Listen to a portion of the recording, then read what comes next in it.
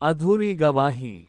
Chapter 4। साजिश का जाल। हत्या को अब 4 दिन हो चुके थे। बनारस का माहौल और गर्म हो गया था।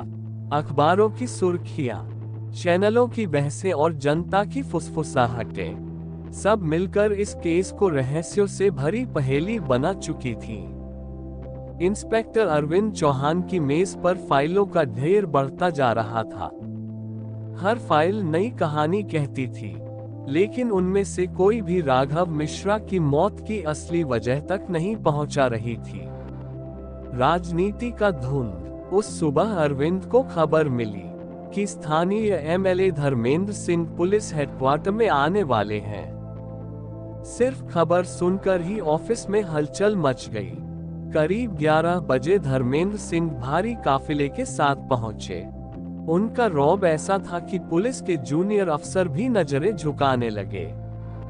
अरविंद से हाथ मिलाते हुए उन्होंने कहा, इंस्पेक्टर साहब, मुझे उम्मीद है कि आप इस केस को जल्दी सुलझा लेंगे। जनता बेचैन है और मैं भी। अरविंद ने ठंडी आवाज में जवाब दिया, हम पूरी कोशिश कर रहे हैं, लेकिन सच तक पहुंचने में वक्त लगेगा। धर्मेंद्र सिंह मुस्कुराए, लेकिन उनकी मुस्कान में एक अजीब सी चेतावनी छुपी थी। साहब, कुछ सच ऐसे होते हैं जिन्हें बाहर आने में ही खतरा है। खैर, मुझे भरोसा है कि आप समझदारी से काम करेंगे। ये कहते हुए वो बाहर चले गए। अरविंद की आंखें सिकुड़ गईं। उन्हें साफ एहसास हो गया कि ये हत्या सीधी सादी नहीं है। इसमें राजनीति की जड़ें गहराई तक फैली हैं। गायब गवाह। उसी दिन शाम को एक और झटका लगा। नौकरानी कमला अचानक गायब हो गई। जब पुलिस उसके कमरे में पहुंची तो वहां का दृश्य चौंकाने वाला था।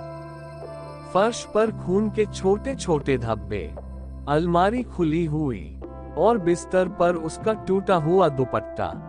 जांच अधिकारी ने घबरा कर कहा, साहब, लगता है गवाह को भी खत्म कर दिया गया। अरविंद ने गहरी सांस ली। अगर सचमुच ऐसा हुआ तो केस की सबसे अहम कड़ी टूट चुकी थी। धमकी और दबाव। अगली सुबह अरविंद को डीजीपी ऑफिस से कॉल आया। अरविंद, ये केस अब राज्य स्तर पर चर्चा का विषय बन गया है। मीडिया का दबाव है। जल्दी से जल्दी रिपोर्ट दो, वरना हमें केस किसी और टीम को सौंपना पड़ेगा। अरविंद ने फोन रख दिया। उनके माथे पर पसीने की बूंदें चमक उठी। सिर्फ कातिल से ही नहीं, अब उन्हें अपने ही सिस्टम से लड़ना था। छुपी हुई फाइलें। रात को अरविंद मिश्रा बंगले पहुंचे। इस बार उन्होंने राघव का निजी ऑफिस खंगाला। कई अलमारियां और फाइलें देखी, लेकिन ज्यादातर में बिजनेस की सामान्य डीलिंग्स थी। अचानक एक अलमारी के गुप्त खाने से एक पुरानी काली डायरी मिली। उसमें नामों की लिस्ट थी। कुछ स्थानीय नेता, कुछ बड़े अफसर और कई अज्ञात कोडवर्ड। अरविंद ने पन्नों को पलटा। हर नाम के आगे रकम लिखी हुई थी। तो ये है असली राज। राघव मिश्रा का खेल सिर्फ बिजनेस तक सीमित नहीं था। वो राजनीति और अफसरशाही को भी खरीदता बेचता था। मीडिया का शोर। दूसरे दिन अखबार में खबर आई, गवाह कमला लापता, पुलिस असमर्थ। टीवी चैनलों पर पैनल डिस्कशन चलने लगे। क्या पुलिस सच में केस हल करना चाहती है? क्या बड़े नेताओं के दबाव में ये जांच रुक जाएगी?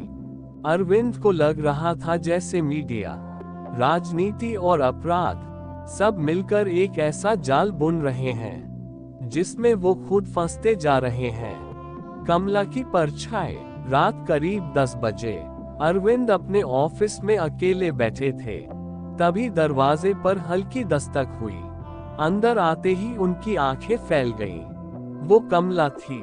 उसके कपड़े मैले थे, चेहरे पर चोट के निशान। वो कांपते हुए बोली, साहब, मुझे मत मारिए, मैं सब बता दूंगी। अरविंद की सांसें तेज हो गईं। तो कमला जिंदा थी, लेकिन कौन था जिसने उसे गायब किया और मारने की कोशिश की? अब इस केस का असली जाल खुलने ही वाला था।